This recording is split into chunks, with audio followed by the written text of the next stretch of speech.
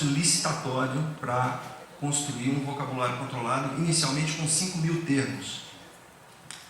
Hoje ele está com 15.000 termos e traduzido para 2 línguas, né, para o espanhol e para o inglês, porque nós temos parceiros também no exterior, países da América Latina, né, e alguns parceiros da língua inglesa na África, né. Então a gente começou por uma outra etapa, que foi indexar, que é diferente de classificar. Lá nas listas a gente classificou. Coisa de apicultura, tagueou com apicultura, né? Coisa para candidato a empresário, tagueou para candidato a empresário. Porque se não fosse essa questão das listas, aquela mágica lá do articulador, quando o cliente seleciona, né, por exemplo, candidato, setor, né, ou seja, momento empresarial, setor e estado, não ia acontecer aquela mágica de mostrar os sites com os conteúdos orientados para esses segmentos, tá? E a questão do vocabulário controlado, a gente trabalha num nível mais específico, né, que é da indexação, aí realmente colocar tags, colocando tags nesses conteúdos. A primeira etapa foi pegar esse buscador e ligar na tomada e falar: indexa todas as páginas do portal e os conteúdos que estão lá. Essa foi a primeira etapa, né? A segunda etapa, porque como eu falei, aquele buscador ele vem burro de fato, ele não entende as relações semânticas. A segunda etapa do projeto foi fazer com que o buscador indexasse as bases, porque, por exemplo, eu tenho lá um portal com trocentas mil páginas, mas só que essas trocentas mil páginas, elas representam uma fração dos conteúdos que estão nas bases. As buscas do portal, assim, aumentaram significativamente, e o número de reclamação também, segundo os gestores do portal. Nós não cuidamos mais hoje do portal, a gente entrega o portal. Então a gente se utiliza bastante do log de busca para começar a aprender como que os clientes estão designando determinados conceitos, ou qual a representação em termos de terminologia eles estão utilizando para representar o conceito. Isso é um título para vender revista, mas ele tem alguns elementos muito interessantes de dizer por que a web, principalmente a web como a gente conhece, está perdendo tanta importância, está diminuindo, porque antes você usava o computador, você tinha lá computador, era a sua janela para a internet. Então você usava de um jeito, a web funciona muito bem em computador. Quando você faz para celular, para Apple TV, para não sei o que, para conectar um negócio ali na sua televisão que não seja da Apple, você pode baixar, enfim, pode baixar o que você quiser, de Creative Commons e tal, você perde essa coisa da web. É muito chato ficar web na TV assim, digitar, clicar ali no botãozinho e tal, não tem muito a ver. Tudo está na internet, não está local. Isso eu acho que é muito bom, até porque às vezes você fez um negócio aqui, você salva na internet, aí você não tem problema de acabou a bateria, não ligou, esqueceu o conector do não sei o quê. Enfim, tudo está na internet. Isso é um conceito muito bom da computação em nuvem, né? Cloud computing, se não me engano.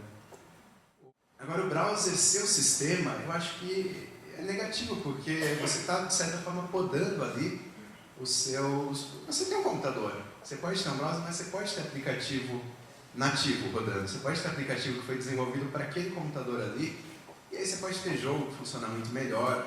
Se você usar, tudo bem, nem todo mundo gosta do Office e prefere usar o Google Docs, mas ele funciona muito mais rápido por ser um software rodando na máquina, em vez de ser uma pagininha ali. Então você tem coisa muito boa na web, mas você só usar a web, você pode até conseguir mais seguidores rapidinho, mas você não tem esse poder de computação todo que o computador pode te dar. Cara, no Brasil eu acho que é mais interessante, embora com várias diferenças, é mais interessante até do que lá fora. Porque lá fora eu digo Estados Unidos também, sabe? A África é um outro mercado, por exemplo, completamente diferente e muito interessante também. Pegar os Estados Unidos, todo mundo quase tem computador, tem várias formas de acesso à internet. Aqui não, mas você começa a ver umas coisas interessantes, do tipo, tem uma promoção da Claro que dá acesso ilimitado às redes sociais na internet. Eu achei muito barato, mas falei, grande coisa, como é que eu vou ver a previsão do tempo? É uma oportunidade, aliás. As pessoas usam tanto redes sociais, talvez seja um lugar para elas consultarem a previsão do tempo.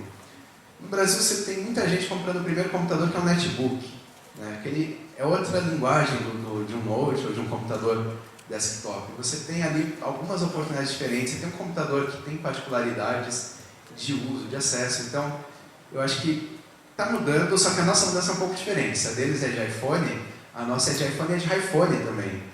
Porque outro dia eu peguei um táxi, eu estava no iPhone assim, e o taxista olhou e falou assim, O seu é aquele que tem televisão? Aí eu olhei, não, o meu é um modelo mais simples. Ele pegou o dele era exatamente um iPhone que tinha antena para televisão e tinha 2 chips ali. Isso é uma quarta oportunidade. iPad eu acho que nunca vai popularizar no Brasil, mas daqui a pouco a Positivo lança um tablet de 500, 600 reais rodando Android.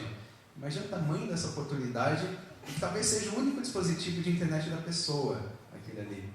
Então, não sei exatamente para onde a gente vai no Brasil, mas com certeza as coisas estão mudando e tem muito espaço para a gente descobrir. Então, quando eu falei que a satisfação estava sendo um pouco negligenciada, é que naquela época, anos 80, antes do Donald Norman ir para a Apple e cunhar a expressão User Experience Design, toda a área de design de interface era moldada pelos engenheiros da usabilidade. E eles focavam na eficácia e na eficiência por serem mais facilmente mensuráveis. Entendeu? O Donald Norman, acho que ele quis falar, a gente não projeta só a interface, a gente projeta a experiência, que começou como satisfação, mas acabou aumentando a ênfase da satisfação até virar experiência, porque era uma medida subjetiva. Enquanto a eficácia e a eficiência ela se consegue ver rapidinho em algum teste de usabilidade, a satisfação é uma métrica que a gente tem que pegar através de relato verbal, ou questionário, alguma coisa assim. Não vai ser tão objetivo quanto os outros 2 critérios da usabilidade. Na medida que a gente projeta para que o usuário compre, a gente está influenciando o comportamento dele. Mas acho que a gente gosta de se auto-enganar e falar, não, a gente está projetando uma experiência ótima, por exemplo, ao invés de projetar uma compra. Acho que não é uma questão de termos, é uma questão de como a gente encara as nossas práticas. A gente está projetando uma interface ou relação entre o comportamento e a interface para chegar no comportamento de assinar a newsletter, por exemplo. Tem uma diferença entre meios e fins, sabe? A gente está projetando o meio, a gente quer o fim. E esse fim daí, por sua vez, é um fim para uma empresa que está contratando a gente, ou para a cultura, ou para algum outro beneficiário. A gente não é tão bonzinho assim. Não, eu acho que não. Mas eu acho que a gente faz isso. Eu acho que a gente faz isso de forma implícita, sabe? A gente fala, design da experiência do usuário. Pô, uma coisa legal, assim, à primeira vista você fala, é legal. Aí depois você pensa, eu sou arquiteto da Matrix, projetar uma experiência do usuário no sentido de vivência subjetiva não seria uma coisa tão legal. Aí você fala, não, mas é design centrado no usuário. Aí a gente passa a ser legal, a gente é bonzinho, a gente é cristão. Mas não é tão assim. A gente não está centrado no usuário, a gente está centrado nos objetivos dos negócios. O que eu falo de design para o comportamento é que dessa forma a gente explicita quais são os reais beneficiados. O que é? Eu tive esse ano, eu estou fazendo doutorado, o Carlos Ziber é meu orientador, é um professor lá da FAO, da Faculdade de Arquitetura e Urbanismo, aqui de São Paulo, que é onde eu fiz a minha graduação, voltei para fazer o doutorado lá. E esse ano, fazendo doutorado, eu fui para 4 eventos. E esse trabalho aqui é uma coletânea de coisas interessantes que eu vi nesses 4 eventos que eu acho importante a gente ter uma noção do que está acontecendo. O paradigma foi criado, virada aí dos anos 70 para 80, está batendo nos 30 anos. Provavelmente tem gente aqui que nessa época não sabia, se já tinha nascido e não sabia escrever, né? E que é isso daqui, né? Você tem, então tá bom, é o que a gente tem hoje em dia, isso aqui é uma foto de tela, né? São as janelas, o menu, o ponteiro, que é esse cara que está mudando aqui, e ícones que você identifica teus arquivos. Esse paradigma ele tem 30 anos, a gente está muito acostumado com ele, principalmente dentro da internet. Agora, a gente vai ter que começar a pensar nesse tipo de coisa. Isso daqui é uma Husqvarna Viking, é uma máquina de costura poderosa, e se a gente olhar o painel dela, olha a quantidade de opções que tem, isso daí. E tem um display ali, tem uma navegação, um menu, né? Você seleciona as coisas. E quem é que fez essa navegação? Né? Eu acho que é esse tipo de produto que a gente vai começar a ver cada vez com mais frequência. Não necessariamente ligado à internet, ou pelo menos não ainda. Essa máquina não é ligada à internet, mas não impediria, nada impede ela de você baixar novas coisas pela internet.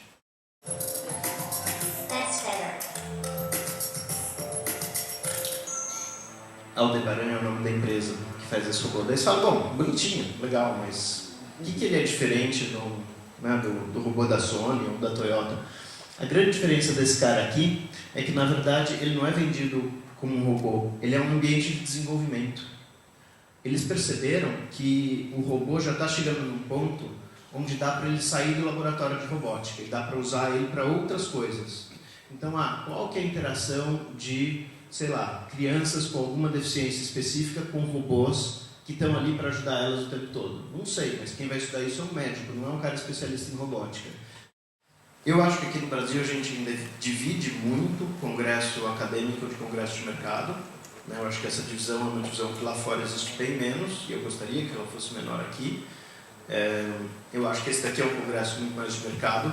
Você vai no IHC, é um congresso super acadêmico. Né? Eu vejo papers no IHC que eu falo, gente, por que esse pessoal está estudando isso? Qual que é a relevância desse negócio? Não, porque é uma linha de pesquisa de um fulano. Mas e daí?